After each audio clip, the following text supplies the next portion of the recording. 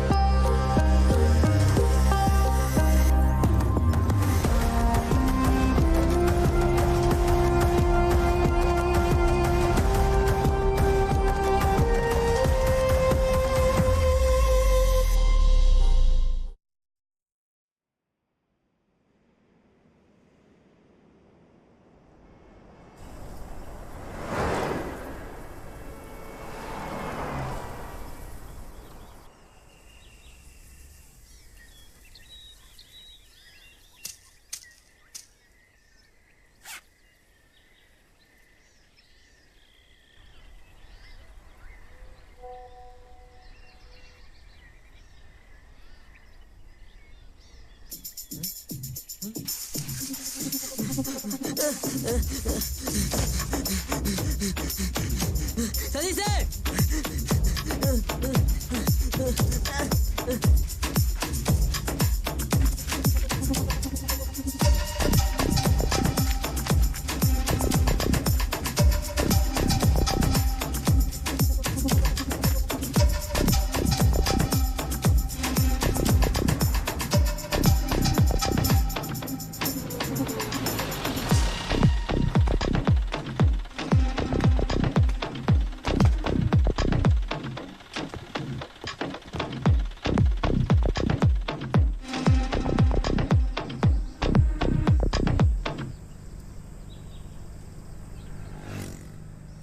Hey Jungs, where you want to go? ஓ English தெரியாதோ? ஒருவேளை தமிழ் மீடியமா இருப்பாங்களோ? இளைஞர்களே என்னோட வருகின்றீர்களா? என்ன இப்பயும் அமைதியா இருக்காங்க? ஹிந்தியில பேசிடுமோ? ஐயோ ஆண்டி ஹிந்தின்னு சொல்லிடுவாங்க. பேசாம கேரளா பக்கம் போயிடுவோம். தனுஷ்கோடி. ஓ தனுஷ்கோடி. பேர் வச்சிருப்பாங்களே. சதீஷ். கார்த்திக். அப்ப காது கேட்கும். நீங்க எல்லாம் யாரு? என்ன பண்றீங்க? நாங்கள் engineering passed out. Super man. என்ன சூப்பர்? நாய் பொழப்பு. வேலையும் கிடைக்கல, பொண்ணும் கிடைக்கல. தம்பி இன்ஜினியரிங் படிச்சா மட்டும் வேலை கிடைக்காது, நல்லா படிச்சாதே வேலை கிடைக்கும். நாங்க டைரக்டர்ஸ். சினிஃபீல்ட். பரீட்சைக்கு எழுந்து படிக்காத பசங்க ஃபர்ஸ்ட் ஷோ பார்க்க 4 மணிக்கெல்லாம் எழுந்திருக்கிறானு, அதுவும் அலாரம் இல்லாம. சார் நீங்க படம் பார்க்க மாட்டீங்களா? பாப்பனே, நல்லா பாப்பேன். அதே 4 மணிக்கு என் பொண்டாட்டி என் மேல காலத்துக்கு போட்டா டயர்டா இருக்கு அப்படின்னு சொல்லிடுவேன். அதே சூப்பர் ஸ்டார் ரஜினிகாந்த் சார் படம்னா 3:30 எந்திரிச்சு ரெடி ஆயிருவேன். எனக்கு ஒரு டவுட்டு. எஸ். 4 மணிக்கு உங்க பொண்டாட்டி ஏன் உங்க மேல காலத்துக்கு போடுறாங்க? தேன் கூடு மண்டையா இரு, அவனை வச்சுக்கிறேன். லெட் மீ நோ, எத்தனை படம் எடுத்திருக்கீங்க? எத்தனை பிளாக் பஸ்ட், எத்தனை பிளாப்பு? ஒண்ணுதான், அதுவும் இன்னும் ரிலீஸ் ஆகல. ஃபர்ஸ்ட் படமா? கதைய தீட்டுன்னு தீட்டிருப்பீங்களே. நீங்க எடுத்த படத்தோட ஸ்டோரி சொல்லுங்க, கேட்டுக்கிட்டே போவோம். படக்கதையை சொல்லட்டுமா இல்ல படம் எடுத்த கதையை சொல்லட்டுமா? Interesting question. படக்கதையே சொல்லுங்க. பட் ஒன் கண்டிஷன், நான் ஒரு பிபி பேசன். தயவு செஞ்சு கதையில ட்விஸ்ட் வைக்காதீங்க.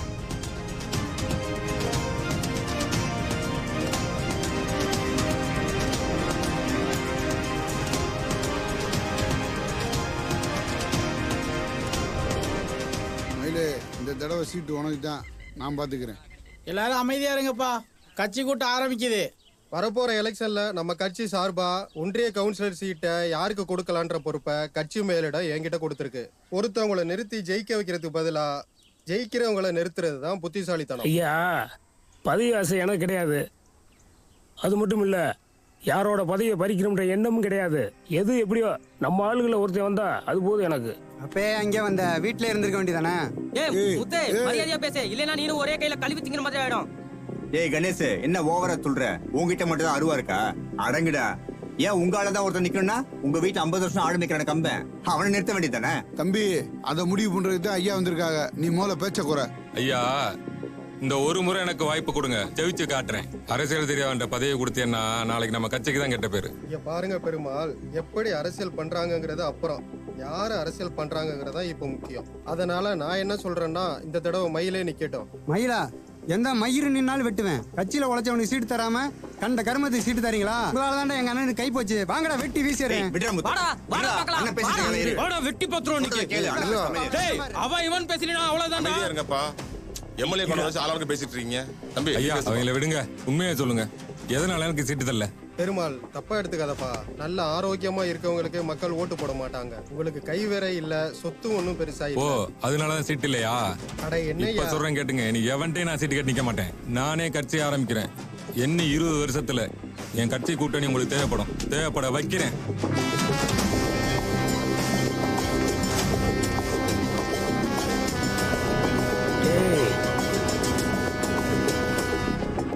என்னங்க இவன் இப்படி பேசிட்டு போறான்?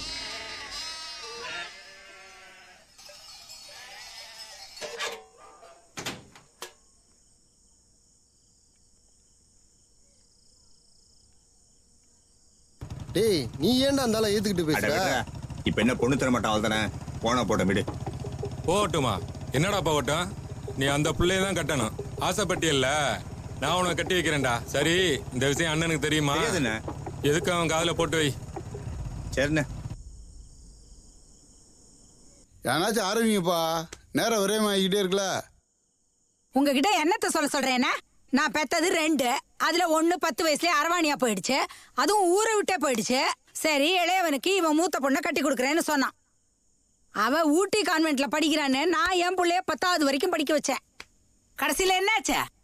படிக்க போனவ ஆசைப்பட்டு எவன் கூடவோ பதுங்க போயிட்டா.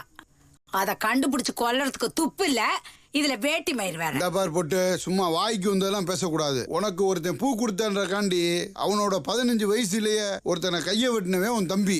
அவன் சும்மா இருக்கிறக்காண்டி கொம்பு சீவி பார்க்காத. பெரியப்பா, இங்க இருக்கா? தேவையில்லாம பேசாத. என்ன பேசணுமோ அதை மட்டும் பேசு. என்ன வெங்காயத்தை உங்ககிட்ட பேசுனா? நீ நியாயமா என்னடா பண்ணிருக்கணும்? உன் 2வது பொண்ணை என் மவனுக்கு கட்டி வச்சிருக்கணும்ல. நல்ல கதையாவுல இருக்கு.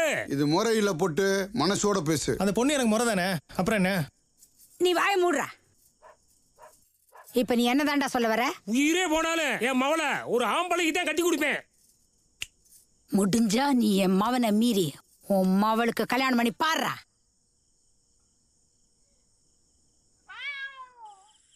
என்ன கணேஷ், கூட்டத்துல மயில் வாகனத்துக்கு அதிகமா சப்போர்ட் பண்ற? எல்லாம் தேவிக்காக தானே? சீச்சி, அந்த ஆளுக்கு சப்போர்ட் பண்ணாலும் பண்ணாட்டி அவன் எனக்கு தான்டா. அவ இல்லாம என்னால வாழவே முடியாது. எங்க பொண்ணு இல்லைன்னா என்ன?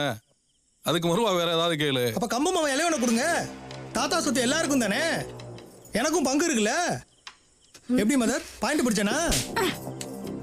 ஒண்ணுத்துக்கும் லாயக்கல. போடா போடா வெளியே. அப்புறம் என்ன, பத்திரத்துல எழுதி கை நாட்டை வாங்கிட்டு அனுப்பிட வேண்டியதானே? ஐயா, சொச்ச பணத்தை கொடுத்துட்டா நாளைக்கே ஊருக்கு போலான்னு சேர்வு தம்பி சொன்னாரு. அதை நம்பி நான் பணத்தை எடுத்துட்டு வந்துட்டேனுங்க. இது வேறயா? அது மட்டும் இல்லைங்க, எங்க சின்ன என்னை காசுக்கு வித்தது எங்க அப்பா கிட்டதான். என்னை இன்னொருத்தருக்கு விற்க இவர் ஆள் கிடையாது. நான் போக மாட்டேன்.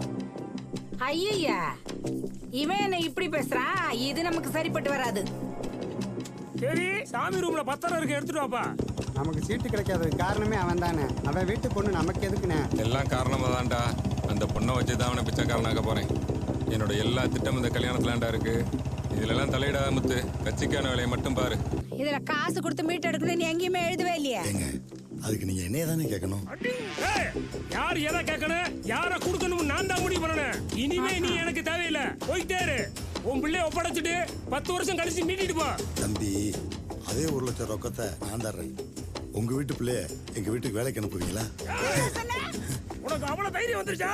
யாரை எழுத்து பேசுற? நாளைக்கு பத்திரத்தோட வருவேன். கை நாட்டு வைக்கிற இல்ல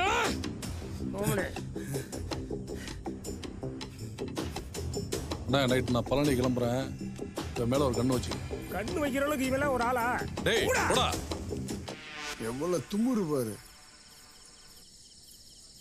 கணேஷ் தூள் பண்ணிடுறா. தேவி தேவி என்னடா? அது வந்து நான் உன்கிட்ட ஒன்று. என்ன சீக்கிரம் சொல்லு. நான் அட சீக்கிரம் சொல்லுடா. அது வந்து நான் உன்கிட்ட ஒன்று. என்னன்னு சொல்ல. அது வந்து நான் உன்னைய. ஹே இரு இரு வரேன். தேவி தேவி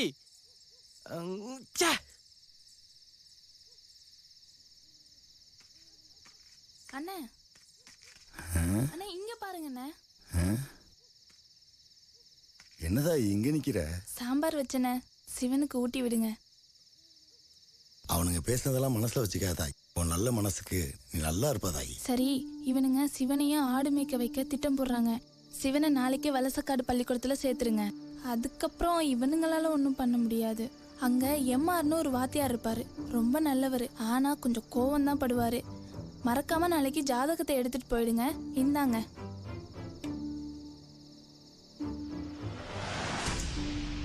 சிவனை கொடுங்கண்ணே. சிவன் நல்லா படிக்கணும் சரியா? சரிண்ணே, அப்பா தேடுவார், நான் வரேன்.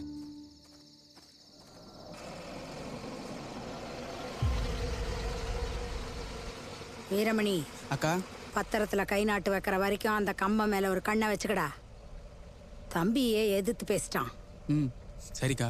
ஆமா வீரமணி, நீ உங்க அப்பா மேல கண்ணு வச்சுக்க, நான் உங்க பையன் மேல கண்ணு வச்சுக்கிறேன். எவன் ஒருத்தன். ஏய் யாரா நீ? விட்ரு என்ன? ஏய் விட்ரு. யாரா நீ? உங்க அப்பா கூப்பிடுறேன்னு பாரு. ஏய் தேவி,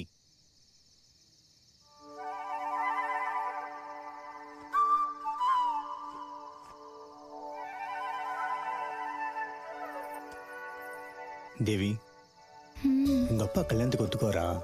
ஏன் எங்க அப்பாவை கட்டிக்க போறியா? அதுக்கு இல்ல, நீங்க பணக்காரங்க, நாங்க ஏழை, அதான் யோசிக்கிறேன். ஏழைனா என்ன? ஆம்பளை தானே. நல்லா படிச்சு கவர்மெண்ட் வேலைக்கு போய் நல்லா சம்பாரிச்சிட்டு வந்து எங்க அப்பாட்ட பொண்ணு கேளு, கண்டிப்பா தருவாரு. அப்போ இதெல்லாம் இல்லைன்னா என்னை கட்டிக்க மாட்டியா தேவி? ஏ லூசு, காதலிக்க இருட்டு போதும், கல்யாணம் பண்ணிட்டு வாழணும்னா இதெல்லாம் வேணும் தானே. இதெல்லாம் சரிதான். என்ன சோகமாயிட்டியா? அப்படியே எங்க அப்பா தரலனாலும் நான் வந்துடுறேன். சரி சரி, அப்பா தேடுவாரு, நான் போறேன். நாளை தெரிச்சு வரேன் சரியா? கண்டிப்பா காத்திருப்பேன்.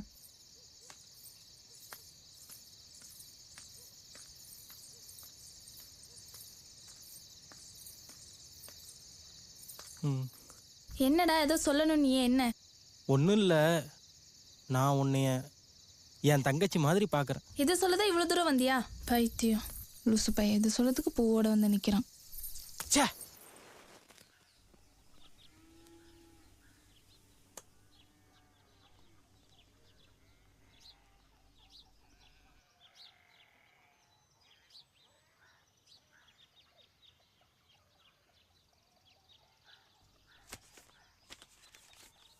அண்ணாமலை, மெத்தனமாக இருந்துடாத, சூதானமாக இரு.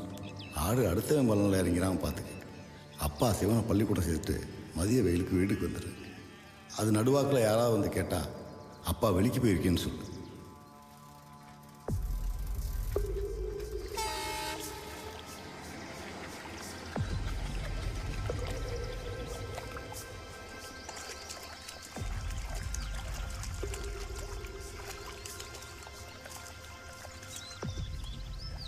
அப்பா ஏன்பா நம்ம ஆத்துக்குள்ள போறோம்?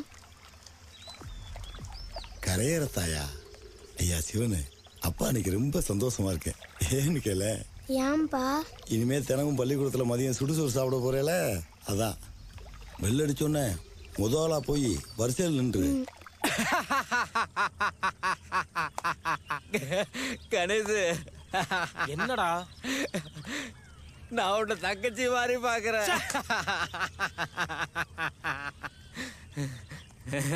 நீ என் தங்கச்சியை கல்யாணம் பண்ணிக்கிறியா?